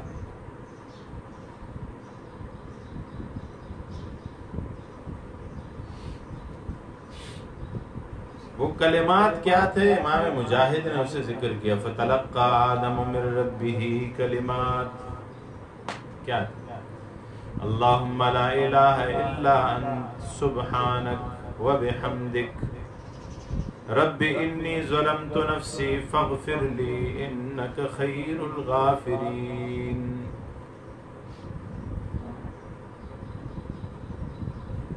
یا اللہم لا الہ الا انت سبحانک وبحمدک رب انی ظلمت نفسی فارحمنی انک خیر الراحمین۔ ایک روایت الفاظ یہ ملتے ہیں، اللہم لا الہ الا انت سبحانک وبحمدک رب انی ظلمت نفسی فتب علی انک انت التواب الرحیم۔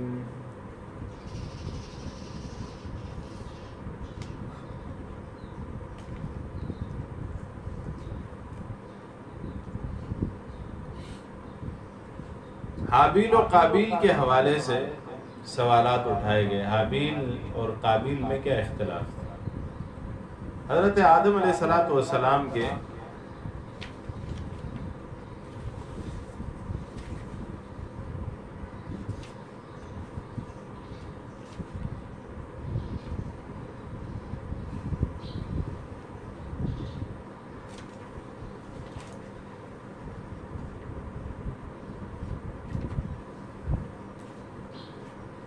40 بیٹے تھے اور 2 بیٹیاں مشہور تھیں، اقلیمہ اور غازہ۔ جو 2 بڑے بیٹے تھے حضرت حابیل اور قابیل، دونوں کے ساتھ اپنے ہی بطن سے ایک بہن پیدا ہوئی۔ تو جو ایک حمل میں 2 بچے پیدا ہوتے وہ حقیقی بہن بھائی ہوتے، ان کی شادی نہ ہو سکتی۔ دوسرے بھائی کے ساتھ جو بہن پیدا ہوتی تھی دوسرے حمل میں، اس کے ساتھ شادی جائز ہوتی۔ تو قابیل نے اس کے الٹ مطالبہ کر دیا اور اسے اپنے ساتھ پیدا ہونے والی حقیقی بہن سے شادی کی خواہش پیدا ہوئی۔ حضرت آدم علیہ السلام نے انہیں سمجھایا، وہ نہیں سمجھا۔ حضرت آدم علیہ السلام نے دونوں کو ایک موقع دیا کہ آپ جاؤ اور کھلے میدان میں اپنی قربانی رکھو، اللہ جل شانہ آسمان سے جس کی قربانی کو قبول کر لے گا اس کا موقف صحیح ہوگا اور میں اس کے ساتھ ہوں گا۔ اس نے کوئی تھوڑا سا مال رکھا قابیل نے، اور حابیل نے ایک دمبا ذبح کر کے رکھا، آسمان سے آگ آئی اور دمبے کو اٹھا کے لے گئی۔ یعنی حابیل کی بات صحیح ہوئی، قابیل کو غصہ آیا اور اس نے حضرت حابیل کو قتل کر دیا۔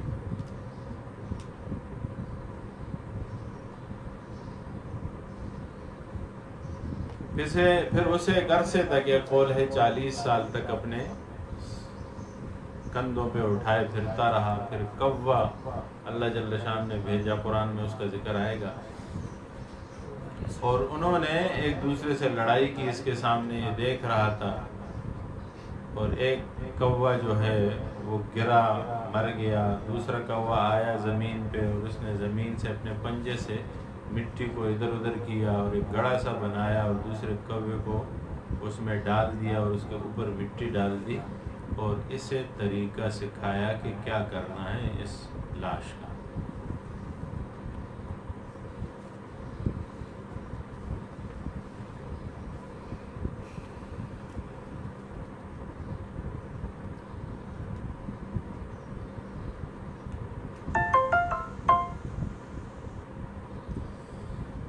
عبداللہ ابن عمر فرماتے ہیں رضی اللہ تعالیٰ عنہ، جو مقتول تھا حابیل، وہ قابیل سے جسد میں، قامت میں، لڑائی میں، طاقت میں زیادہ تھا، لیکن اس میں خدا خوفی تھی۔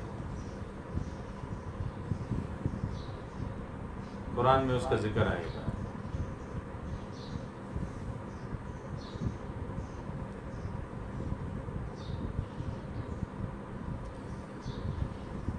چونکہ پہلا بندہ وفات پایا تھا اور وہ بھی قتل ہوا تھا، تو حوا علیہ السلام کو پتہ نہیں تھا کہ یہ موت کیسے ہوتی ہے۔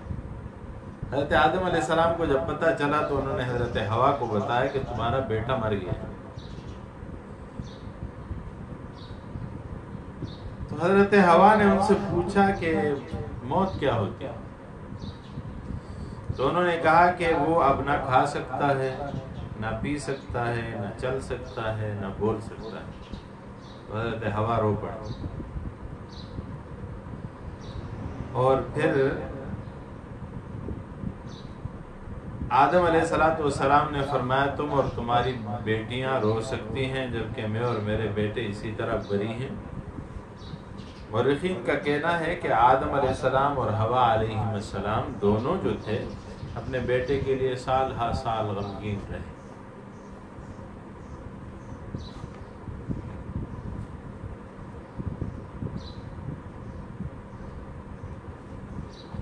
حضرت آدم علیہ السلام 1000 سال کی عمر پائی، یا بعض کہتے ہیں کہ 930 سال کی عمر پائی، جو ہم نے کل قول پڑھا تھا۔ 1 سال بعد حضرت حوا بھی انتقال فرما گئی۔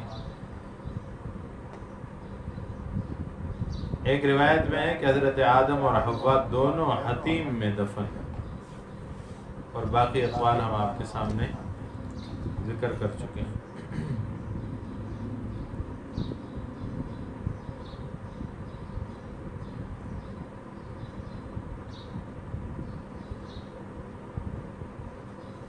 دنیا میں عورتوں میں سب سے پہلا لباس بنانے والی حضرت حوا ہیں. انہوں نے بھیڑ کی اون سے اونی دھاگا بنا کر لباس تیار کیا.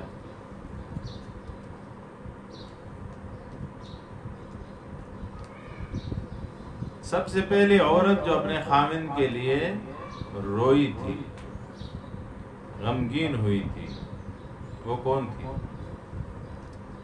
حضرت آدم اور حضرت حوا علیہ السلام کی بیٹی اقلیمہ، جو اپنے خاوند حابیل کے لیے روئی تھی.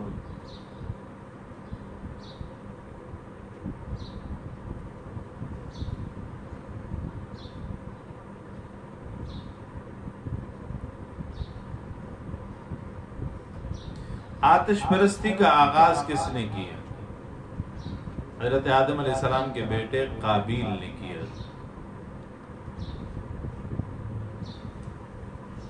اپنے بھائی حضرت حابیل کو قتل کر کے یمن فرار ہو گیا. شیطان نے اس کے دل میں وسوسہ ڈالا کہ حابیل کی قربانی اس لیے قبول ہوئی کیونکہ وہ آتش پرست تھا، لہذا قابیل نے بھی شروع کر دی. آدم علیہ السلام اس کی اصلاح کی فکر لے کر یمن گیا کہ آتش پرستوں کو دین اسلام کی طرف بلائیں، لیکن قابیل کو جب پتہ چلا کہ والد آیا ہے تو وہاں سے بھاگ گیا.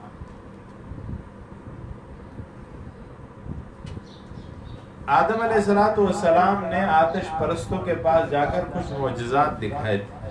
دو کا ذکر ملتا ہے. ایک یہ کہ آپ نے سنگ خارا سے پانی جاری کیا پتھر سے. دوسرا یہ کہ دور کے ایک درخت کو بلایا تو وہ قریب آ گیا. پھر آپ نے مٹھی میں کچھ کنکریاں لے کر دبائی. ان کنکریوں نے گواہی دی کہ آدم اللہ کے رسول ہیں. نبوت آدم کی نشانیاں دیکھ کر بھی آل قابیل ایمان نہیں لائے. یہ پھر قابیل کا ہی خاندان تھا صاحب.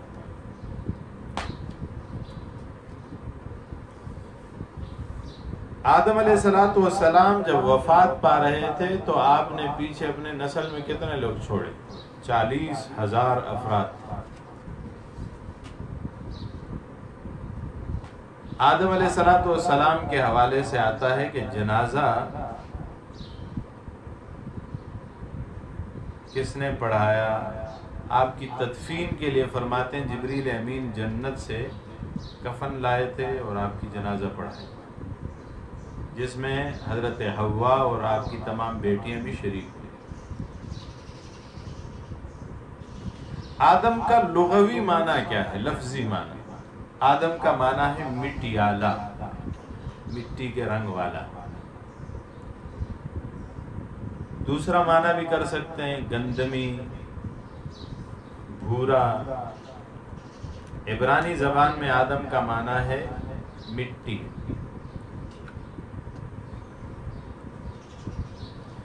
حوا کا کیا معنی ہے؟ حوا کا معنی ہے انسانوں کی ماں.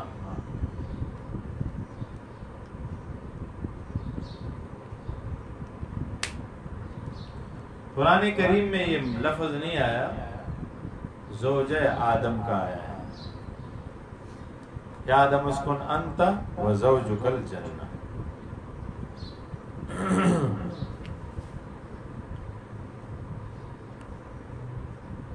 آدم علیہ السلام کے 3 بڑے بیٹے تھے، حابیل، قابیل اور شیس، جو بعد میں پیغمبر بنے شیس علیہ السلام. ان کا تذکرہ اپنے مقام پہ آئے گا. آدم علیہ السلام پہ 3 روزے فرض تھے. ہر مہینے میں چاند کی 13، 14 اور 15 تاریخ کو آپ روزہ رکھتے ہیں.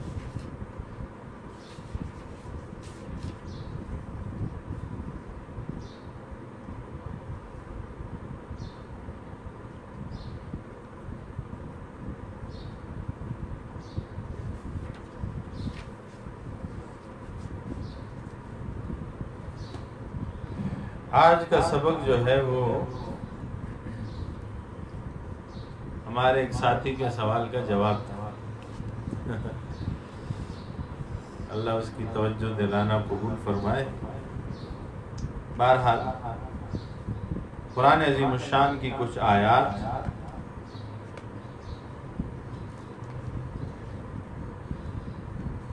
اور موسیٰ علیہ السلام کے لفظ تک اسے پہنچائیں گے. کل انشاءاللہ موسیٰ علیہ السلام کا تذکرہ آئے گا تفصیلا. فرمایا وَإِذْ نَجَّيْنَاكُمْ مِنْ آلِ فِرْعَوْنَ. یہاں سے چوتھا باب شروع ہوتا ہے آیت نمبر 96 تک، جو مشتمل ہے 6 بابوں پر، 6 خطابوں پر. بنی اسرائیل سے خطابات ہو رہے ہیں.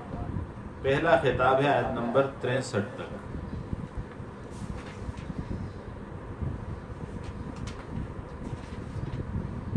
اس میں 8 انعامات کا اور 2 سابق عذابوں کا ذکر ہے.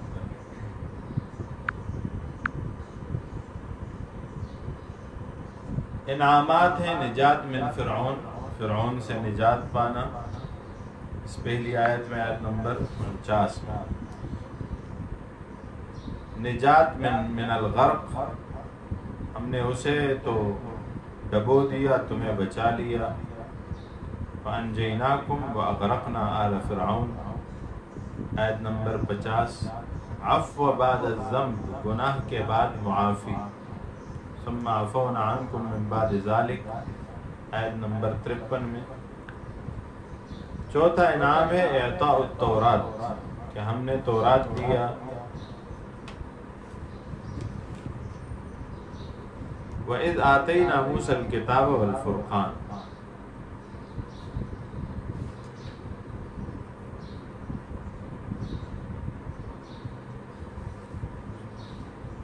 پانچواں انعام ہے عفو بعد القتل.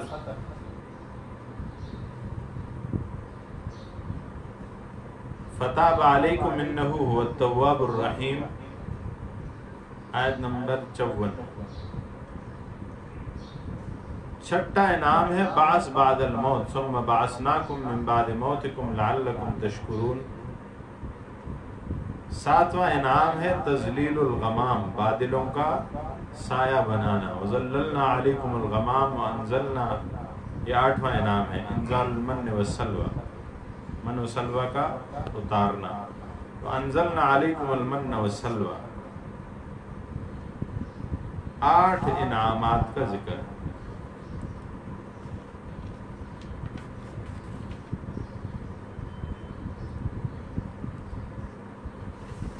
اور ساتھ میں انفجار الماء من الحجر اور عذاب اول.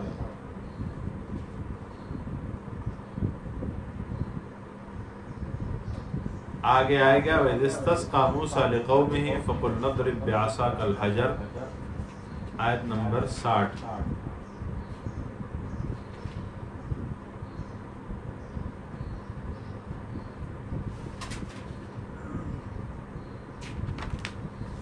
ساتھ میں شرائط رکھ دیں کلوا واشربوا من رزق اللہ ولا تعثوا فی الارض مفسدین.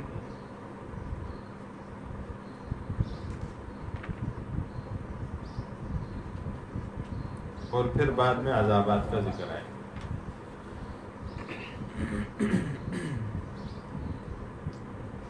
فرمایا وَإِذْ نَجَّيْنَاكُمْ مِنْ آلِ فِرْعَوْنَ، اور یاد کرو اس وقت کو جب ہم نے تمہیں نجات دی فرعون کے آل سے.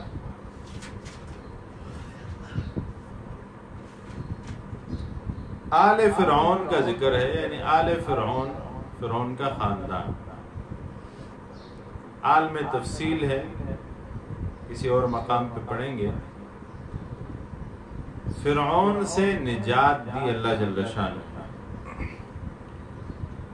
اصل فرعون سے نجات تھی، اور آل فرعون کا ذکر جو ہے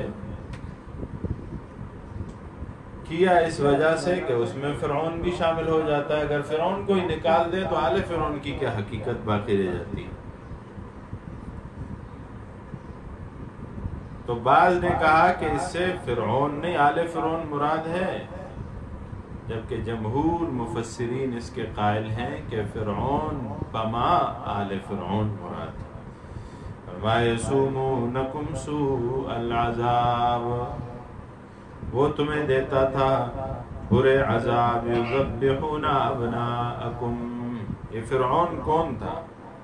فرعون ویسے تو لقب ہے، مصر کے بادشاہ کو فرعون کہا جاتا ہے،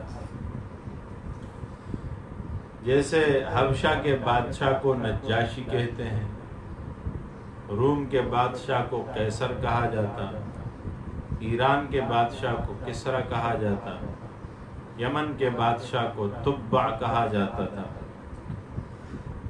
ترک کا جو بادشاہ ہوتا اسے خاقان کہتے تھے. اسی طرح مصر کے بادشاہ کو فرعون کہا جاتا تھا. اس کا اصلی نام کیا تھا؟ اس کے اصلی نام میں اختلاف ہے.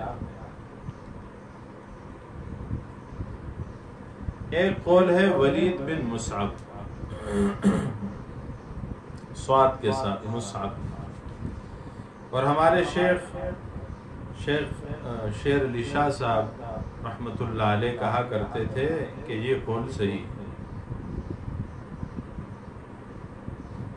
اور وہ حوالہ دیتے تھے کہ ہم نے اپنے شیخ سے عرب میں پڑھا. دوسرا قول ہے کہ اس کا نام قابوس تھا.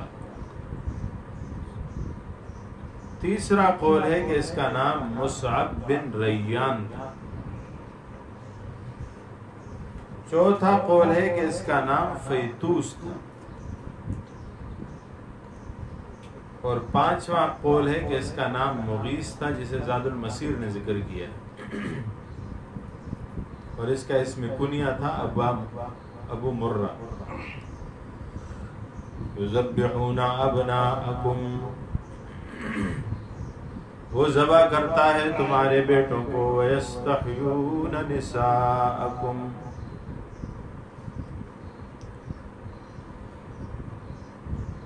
اور زندہ چھوڑتا تمہاری بیویوں کو. وفی ذالکم بلاء من ربکم عظیم، اور اس میں ہے آزمائش. مولانا شبیر احمد عثمانی فرماتے ہیں ذالکم کا اشارہ ذبح کی طرف ہو تو معنی ہے مصیبت.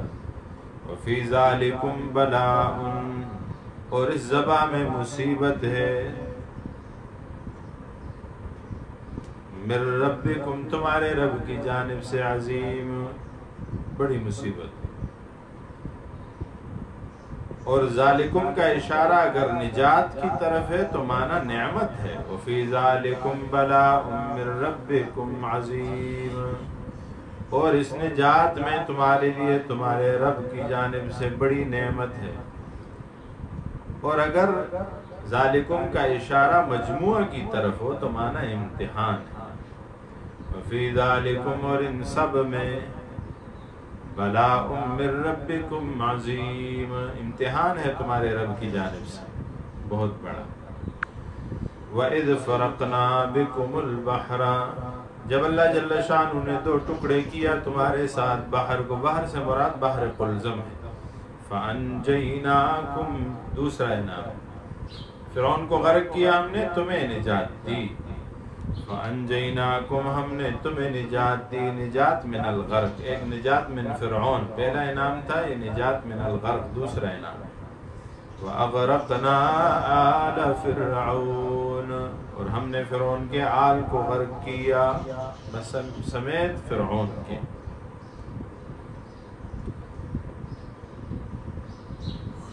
وَأَنْتُمْ تَنْظُرُونَ، اور حال یہ تھا کہ تم دیکھتے تھے. واو حالیہ. اذ وعدنا موسیٰ 40 لیلہ، احمد لاہوری صاحب فرماتے ہیں معنی کرتے ہوئے، جب ہم نے موسیٰ سے 40 رات کا وعدہ کیا. ثم اتخذتم العجل من بعدہ، پھر تم نے بچھڑے کو خدا بنا دیے. ثم اتخذتم العجل الہا من بعدہ، موسیٰ علیہ السلام ادھر چلے گئے کوئی طور، اور ادھر تمہاری حکومت بنی اور تم نے بچھڑے کو خدا بنا دیا. اور ایک واقعہ ہوا، وَأَنْتُمْ ظَالِمُونَ، اور تم ہو ظلم کرنے والے، یعنی تم ہو شرک کرنے والے.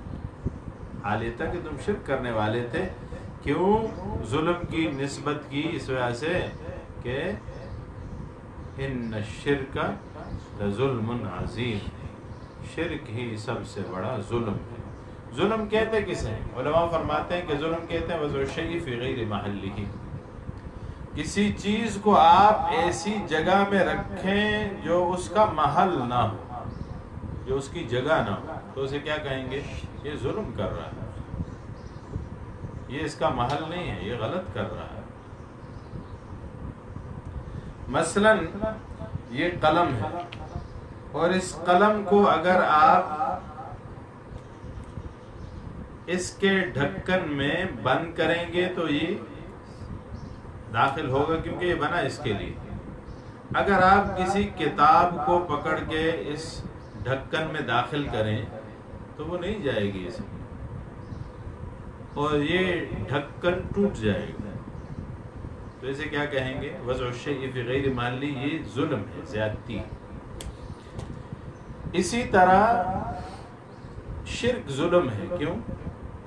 कि इबादत को आप गैर महल में कर रहे हैं। इबादत का असल महल क्या है? कि वो आप अल्लाह के लिए इबादत करें, लेकिन जब आप उसको गैर महल में करेंगे तो ये जुल्म बन जाएगा, और सबसे बड़ा जुल्म शिर्क है। इसी पे इक्तिफा करते हैं। व आखिर दावाई अल्हम्दुलिल्लाहि रब्बिल आलमीन। अल्लाहुम्मा ज़िक्रना मिम्मा नसीना व अल्लिमना मिम्मा जहलना वरज़ुक़ना तिलावतहु आना अल-लैल व अतराफ़ अन-नहार वजअलहु लना हुज्जतन या रब्बल आलमीन। रहमतिका या